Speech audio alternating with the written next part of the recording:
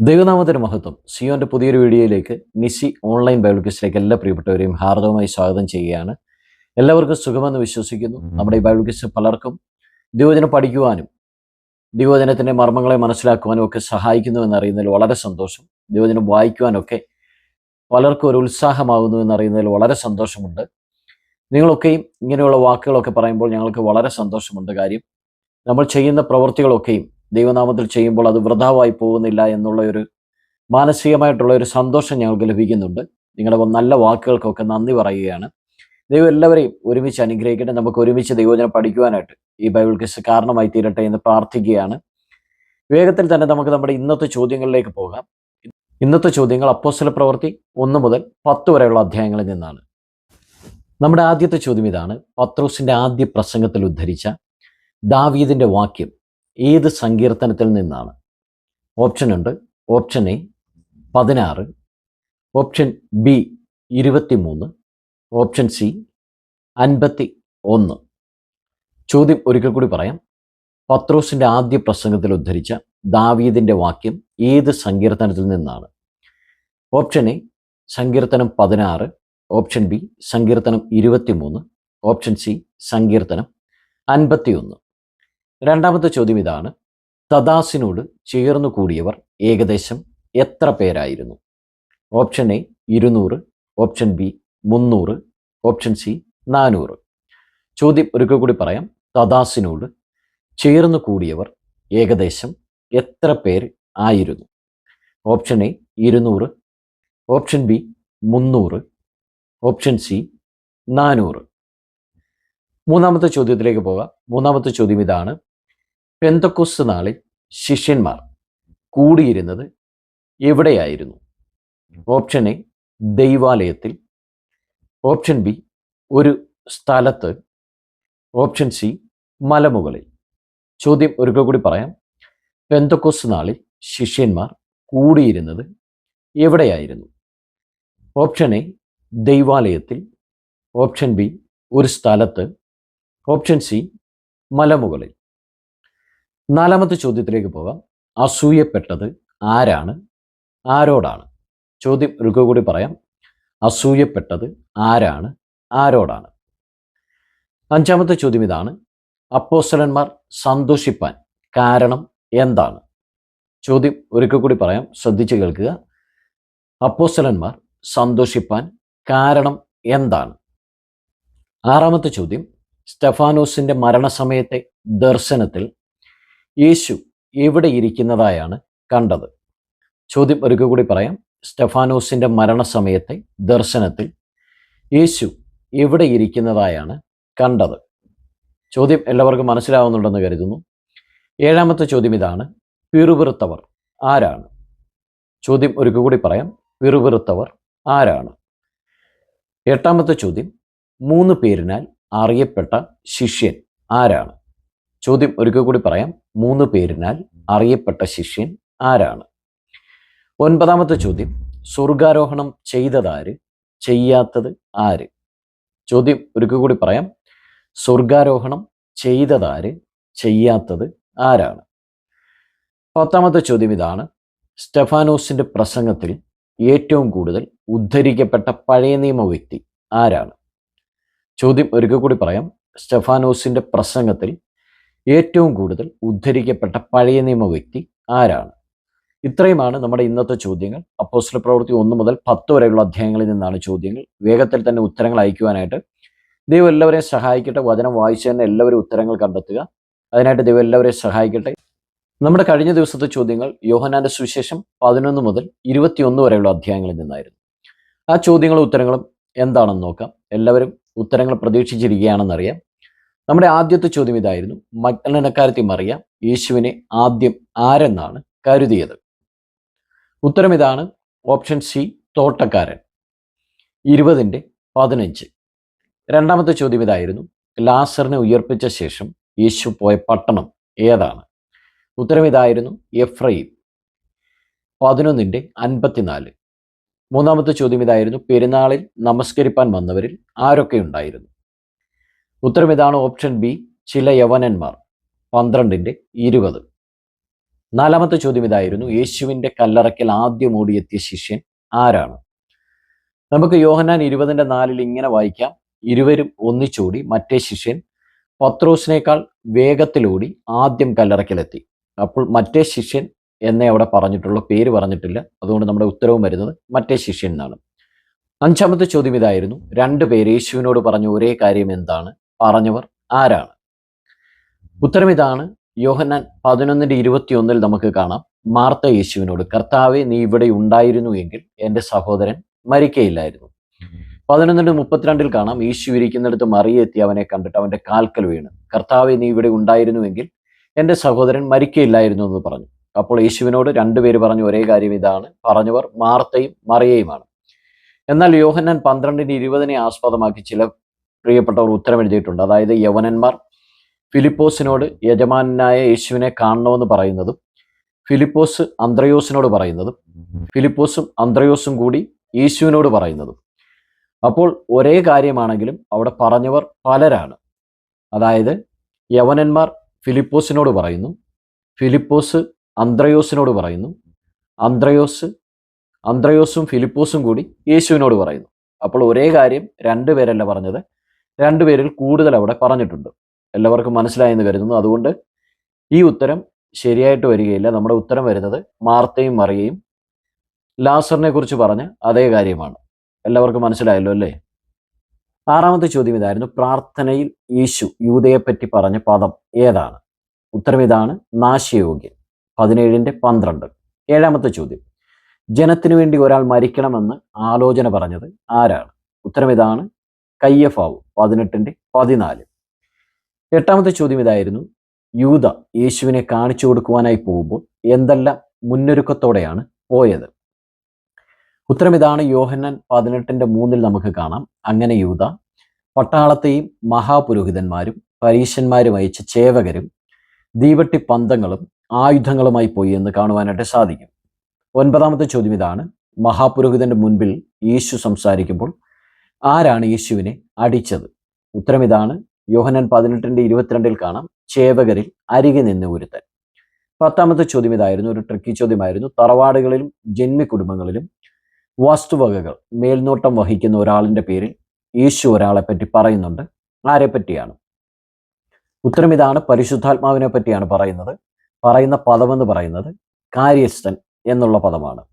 യോഹന്നാൻ 14:16 നമുക്ക് ഇങ്ങനെ വായിക്കാം, എന്നാൽ ഞാൻ പിതാവിനോട് ചോദിക്കും, അവൻ സത്യത്തിൻ്റെ ആത്മാവെന്ന മറ്റൊരു കാര്യസ്ഥനെ എന്നേക്കും നിങ്ങളോട് കൂടെ ഇരിക്കേണ്ടതിന് നിങ്ങൾക്ക് തരും. അപ്പോൾ എല്ലാവർക്കും ഉത്തരം മനസ്സിലായെന്ന് കരുതുന്നു. ഇത്രയുമായിരുന്നു നമ്മുടെ കഴിഞ്ഞ ദിവസത്തെ ചോദ്യങ്ങളും ഉത്തരങ്ങളും. ഈ ബൈബിൾ ക്വിസിൽ പങ്കെടുത്ത് ഈ ചോദ്യങ്ങൾക്ക് ഉത്തരങ്ങൾ അയച്ച പ്രിയപ്പെട്ടവർ ആരൊക്കെയാണെന്ന് നോക്കാം. സ്തോത്രം. എൻ്റെ പേര് പ്രവീണ സുനിൽ. ഞാൻ എൻ്റെ ആൻസർ ചെയ്തിരുന്നു. എൻ്റെ പേര് വായിച്ചിട്ടില്ല എന്ന് പറഞ്ഞിട്ടുണ്ട്. തീർച്ചയായിട്ടും 1-2 പേരുടെ പേര് കഴിഞ്ഞ പ്രാവശ്യത്തെ ആൻസറിൽ നിന്ന് വിട്ടുപോയിട്ടുണ്ട്. തീർച്ചയായിട്ടും അത് നിങ്ങളുടെ പേര് ഉൾപ്പെടുത്തുന്നുണ്ട്. ഇന്ന് 1-2 പേര് പറഞ്ഞിട്ടുണ്ട്, അവരുടെയൊക്കെ പേര് നമ്മൾ ഉൾപ്പെടുത്തുന്നതായിരിക്കും. അടുത്തതായിട്ട് ആൻസർ അയച്ചിരിക്കുന്നത് sister Meekha Sherin, sister Sheeja Sunny, sister Susan James, sister Densy Johnson, sister Daly Jain. 10ാമത്തെ ചോദ്യം യോഹന്നാൻ 11 നിന്നാണോ എന്ന് ചോദിച്ചിട്ടുണ്ട്. ഒരിക്കലുമല്ല. നമ്മൾ ഒരു പ്രാവശ്യം ചോദിക്കുന്ന ചോദ്യം 1 മുതൽ 10 വരെ എന്ന് പറഞ്ഞു കഴിഞ്ഞാൽ 1 മുതൽ 10 വരെയുള്ള അധ്യായങ്ങളിൽ നിന്നായിരിക്കും ചോദ്യങ്ങൾ ചോദിക്കുന്നത്. ആ കാര്യം എല്ലാവരും ശ്രദ്ധിക്കുക. നമ്മൾ 10 പറഞ്ഞിട്ട് 11ാമത്തെ അധ്യായത്തിൽ നിന്ന് ചോദ്യങ്ങൾ ചോദിക്കുകയില്ല. അടുത്ത ആൻസർ അയച്ചിരിക്കുന്നത് അറ്റ് ജോസർ, brother George T G, sister Sheeja Aji, sister Soshamma Kuriakose,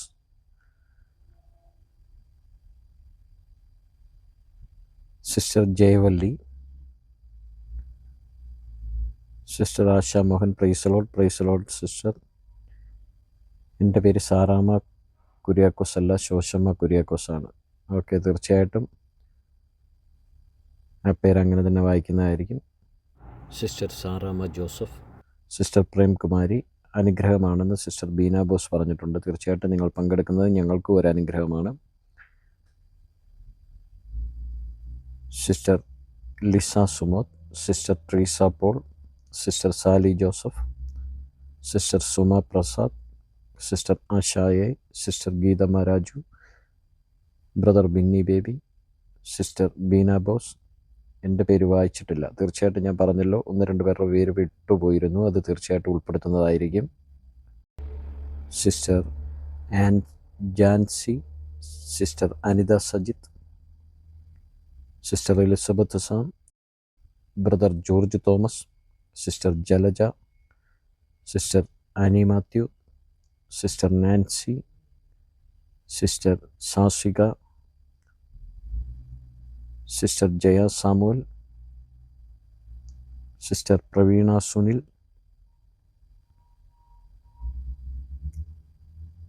sister Pyari Aji. ബ്രദറല്ല, സിസ്റ്ററാണ്. ഓക്കെ, തീർച്ചയായിട്ടും തെറ്റുപറ്റിയതിൽ ക്ഷമ ചോദിക്കുന്നു. ഇനിയും തീർച്ചയായിട്ടും സിസ്റ്റർ പ്യാരി അജി എന്ന് തന്നെ പറയുന്നതായിരിക്കും. Sister Jessy Antony, sister Rejimol, sister Jaya Vinesh, sister Nirmala Vijayan, sister Shandy Ponnachan, sister Beenami, brother Mathew, sister Saradamma Devi, sister Saramma David, sister Saramma David, sister Geethu Justin, sister Lithi Thomas, sister Raneesam, sister Lizy Sunny, sister Lijimol K Chandy, sister Ponnamma Raju, sister Lizy Vincent, sister Sujamol Kurian, sister Molly Jacob, sister Sunitha Shaji, sister Alice Yohannan, sister Ancy John, sister Susamma Thomas, sister Sumithabai, sister Susan Philip, sister Reena Michael, brother Jerry Mathew, sister Beena George, sister Mariyamma Mathew, sister Geetha Varghese, sister Binsy Jacob. Sister Annamma George ചോദിച്ചിട്ടുണ്ട് how to send answers. Answer നമ്മുടെ ഈ വീഡിയോയ്ക്ക് താഴെ തന്നെ, അതായത് ചോദ്യം ചോദിക്കുന്ന വീഡിയോയ്ക്ക് താഴെ തന്നെ കമൻറ്റായിട്ട് അയച്ചാൽ മതിയാവും. Sister Sheeba Joby, sister Ajitha Rajan, sister Ancy Biju, sister Suja James. ഇങ്ങനെ 2 പ്രാവശ്യമായിട്ട് ആൻസർ അയക്കരുത്. അങ്ങനെ അയച്ചാൽ രണ്ടാമത് അയക്കുന്ന ആൻസർ നമ്മൾ പരിഗണിക്കുന്നതായിരിക്കില്ല. അതായത് ഇപ്പോൾ ഇതിനകത്ത് 6ാമത്തെ ആൻസർ ഓൾറെഡി അയച്ചിട്ടുണ്ട്. അപ്പോൾ തന്നെ രണ്ടാമത് ഒരു ആൻസർ കൂടി അയക്കുമ്പോൾ അത് 2ാമത്തെ ആൻസർ പരിഗണിക്കാനായിട്ട് സാധിക്കുകയില്ല. ഉത്തരം അയക്കുമ്പോൾ ഒരുമിച്ച് തന്നെ എല്ലാവരും അയക്കുക. Sister Anjumi, sister Annamma. ഇത് നമ്മുടെ ഒരു പഴയ ബൈബിൾ ക്വസ്റ്റ്യനാണ് ആൻസർ ചെയ്തിരിക്കുന്നത്. സിസ്റ്റർ ഷീജ ജയകുമാർ. ഇത്രയും പേരാണ് ഉത്തരങ്ങൾ അയച്ചത്. ഇപ്രാവശ്യം ആരുടെയെങ്കിലും പേര് വിട്ടുപോയിട്ടുണ്ടെങ്കിൽ തീർച്ചയായിട്ടും നിങ്ങൾക്ക് അറിയിക്കാവുന്നതാണ്. അതുപോലെ തന്നെ വിജയികളെ പ്രഖ്യാപിക്കുമ്പോൾ ആരുടെയെങ്കിലും പേര് വിട്ടുപോയിട്ടുണ്ടെങ്കിൽ പറയുക. ഉത്തരങ്ങൾ അയച്ചവരിൽ നിന്നും 10 ചോദ്യങ്ങൾക്കും ശരിയുത്തരം അയച്ച് വിജയികളായിരിക്കുന്നത് ആരൊക്കെയാണെന്ന് നോക്കാം. വളരെ തിരക്ക് പിടിച്ചാണ് ഇന്ന് വിജയികളുടെയൊക്കെ പേര് സെലക്ട് ചെയ്തത്. അതുകൊണ്ട് എന്തെങ്കിലും മിസ്റ്റേക്ക് വന്നിട്ടുണ്ടെങ്കിൽ ആരുടെയെങ്കിലും പേര് വിട്ടുപോയിട്ടുണ്ടെങ്കിൽ പറയുക.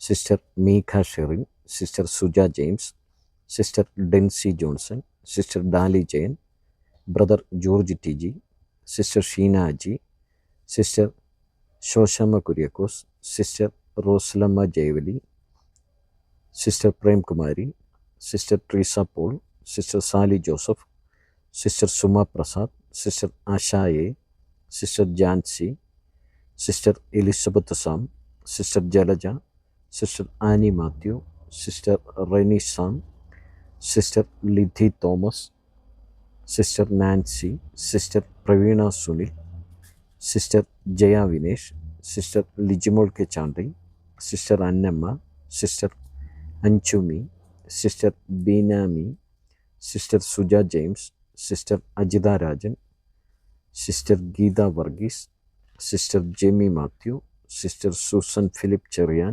Sister Sunitha Shaji, sister Sujamol Kurian, sister Ponnamma Raju, sister Geetha Justin, sister Mathew മില്ലൻ.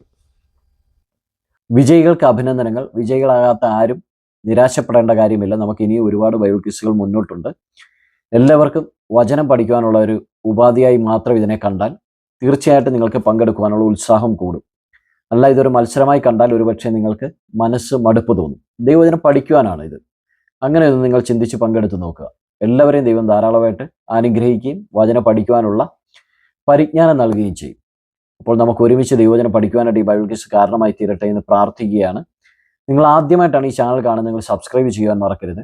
അതുപോലെ തന്നെ നിങ്ങളുടെ പ്രിയപ്പെട്ടവർക്ക് ഈ ചാനൽ ഒന്ന് പരിചയപ്പെടുത്തി കൊടുക്കുവാനും ദൈവവചനം പഠിക്കുവാൻ മറ്റുള്ളവരെ പ്രേരിപ്പിക്കുകയും ചെയ്യുക. അതുകൊണ്ട് എല്ലാവരെയും ദൈവം ധാരാളമായിട്ട് അനുഗ്രഹിക്കട്ടെ. പുതിയൊരു വീഡിയോയിൽ കാണും വരെയും കർത്താവിൻ്റെ ചിറകടിയിൽ നമ്മെ മറയ്ക്കുമാറാകട്ടെ. ആമേൻ.